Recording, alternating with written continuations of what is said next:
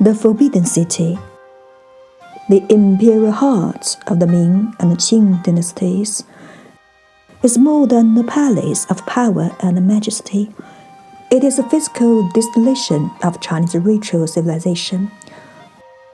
Its spatial order, defined by central symmetry and progressive layering, is not only an expression of hierarchy, but also the nation civilization's most primal yet profound understanding of the world.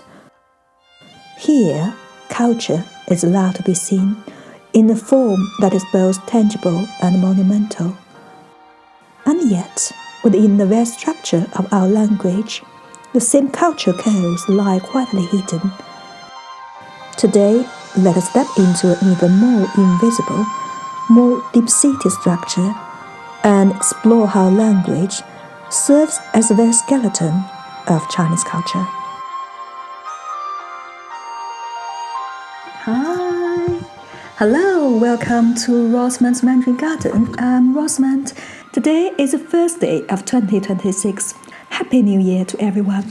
I hope that every one of your wishes will come true in this brand new year. This channel has been online for almost 2 months, and I'm still exploring and defining my direction. My New Year's resolutions are simple. In the coming year, I hope to create more meaningful and insightful original content, focusing on Chinese history, culture, and language learning. And I also hope this channel can soon welcome its first 1,000 subscribers. If you have already subscribed, thank you very much.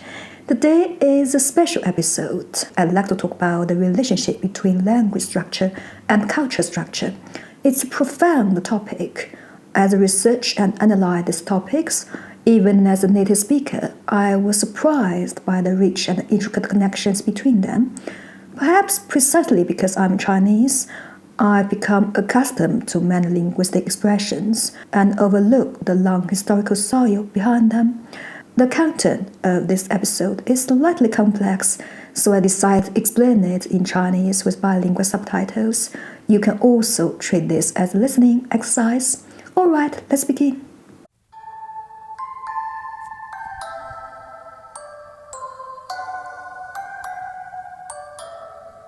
语言的形式反映文化的思维、行为与价值模式，是现代语言学的一个公认论断。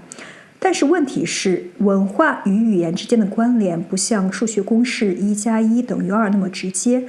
这个论断几乎是一个包罗万象的总结，伦理秩序、生活逻辑、集体心理，囊括了一个社会的方方面面。即使是母语者，大部分人对于这些现象的理解也是直觉性的。除了语言与文化学者，很少有人能够清晰地解释出为什么。作为外国人，作为学习者，这些更是我们学习语言过程当中的一座大山。语言的学习到了最后都是文化的理解。有很多外国人觉得中国人性格内敛，说话含蓄，在表达上没有西方人那么直接。体现在语言上，就是中国人说话总是在说重点之前有很多铺垫，把最重要的内容放在最后。而西方人就会开门见山，直击要点，这些都为跨文化交流制造了一些障碍。在与中国人的一些正式的商业与文化沟通中，很多外国人都听不懂中国人话中的言外之意，或者不知道他想表达的重点到底是什么。我认为这种文化差异给西方人造成了一个偏见，他们会认为中国人说话没有逻辑或者不够清晰。在学术界，文化学者把文化分成为高语境与低语境2种形式。高语境文化意思是有些文化喜欢把信息放在背景、关系、暗示里，典型的就是东亚文化。这种文化习惯对语言的结构与语序产生了非常直接的影响。就拿汉语的语序来说，汉语的修饰语一定是在中心语之前。说一句话，时间、地点、方式、工具，这些环境信息也一般是在中心动词之前。从文化的根源来看，中国古人对于世界的理解是关系结构，而不是主体中心。什么意思呢？我作为一个主体，不是最早出现的，关系、背景、上下文才是第一位的，先有的环境，才有的人。这种非人类中心主义的世界观几乎贯穿了中国文化的方方面面，书法、绘画、建筑格局、哲学思考等等。而反观西方的价值观，对于主体性的强调、线性逻辑与中心明确，也几乎是从古希腊罗马时期就是一脉相承的。我们上一期节目讲了中国的文字起源于甲骨文，而甲骨文是古人用于占卜与祭祀的，是与神明进行沟通的。也就是说，中国的文字从一开始就是与礼仪深入绑定的。礼仪在中国的传统文化中非常的重要。那么什么是礼呢？礼简单来说，其实就是把最重要的东西放在最后，让这个核心不那么轻易的显现出来。拿建筑格局来说，中国古代的建筑空间，如四合院、北京故宫，都是层层推进的结构，层级越高，铺垫越多，也体现了这种由外而内逐层接近核心的组织方式。因此，汉语的语法演化，它不仅是中国古人世界观的表达，也是古代礼仪文明的继承。就像一套仪式的程序或者建筑动线一样，文化从思想到语言到物质建构，存在着方方面面的同构关系。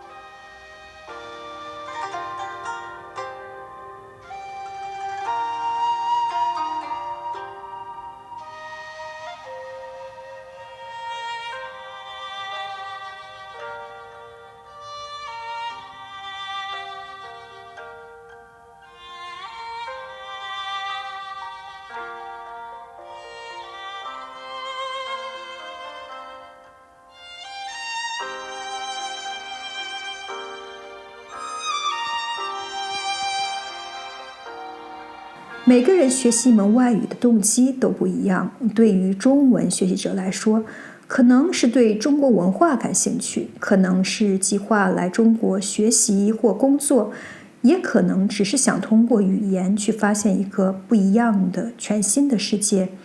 现在随着 AI 技术的发展，有很多人开始质疑外语学习的必要性。那么在未来，我们是否真的不再需要学习语言了呢？从沟通角度来说，技术的发展确实扫除了很多障碍，可是语言从来都不仅仅是信息的载体。就拿我刚才讲的那部分来说，仅从翻译的层面，我们是没有办法理解到这些文化现象的。语言承载着一个社会从个体到集体，情感、智慧、思考、经验方方面面的总结。掌握另一门语言，就像走入另一个世界一样。这些生活的细节与真相是翻译软件永远没有办法传达的。如果我们因为便捷或者懒惰而放弃了这个拓宽自身思维边界的机会，将会是一件非常令人惋惜的事情。中国自古以来就有以形喻理的思维传统。什么叫以形喻理？就是通过一个具体的实际的事物或形象来表达一个抽象的道理。这和我们的文字本身就依赖视觉符号，以及中国的农耕文明重视对自然的观察，并从中总结规律有关。中文的根基是5000年延续不断的文明，我们的祖先用这门语言创造了无数的文化宝藏。唐诗、宋词、元曲、明清小说，这些宝藏不仅属于中国人，也是全人类的财富。我们常说中文博大精深，学好中文确实是一件很困难的事情，即使对于中国人自己来说也是如此。可是如果你喜欢中文，选择去学习这门语言，不管你走到哪个阶段，它一定会给你带来意想不到的回报。总之，我想表达的是，无论时代如何变化，语言学习的价值始终存在，只是它不是现代科技以效率为中心的快餐文化。掌握一门语言需要长期的投入与耐心，它会强迫你跳出固有的思维框架，用不同的方式去组织信息，去理解概念。这个过程本身就是一种强大的认知训练。它能让你变得更灵活、更有同理心，也能让你对自己本国的语言和文化有更深的理解。Okay, that brings us to the end of this special episode. As a preview, I will be dedicating the next few episodes to a series on Chinese grammar. I hope to clarify the core concepts and difficulties for you. It's a very useful series, so please stay tuned. If you have any questions, please let me know in the comments. Besides my online courses, I also offer one-on-one Mandarin lessons, so feel free to check out my website for more details. If you enjoyed this video, please give it a thumbs up and subscribe. Your support means a lot to me.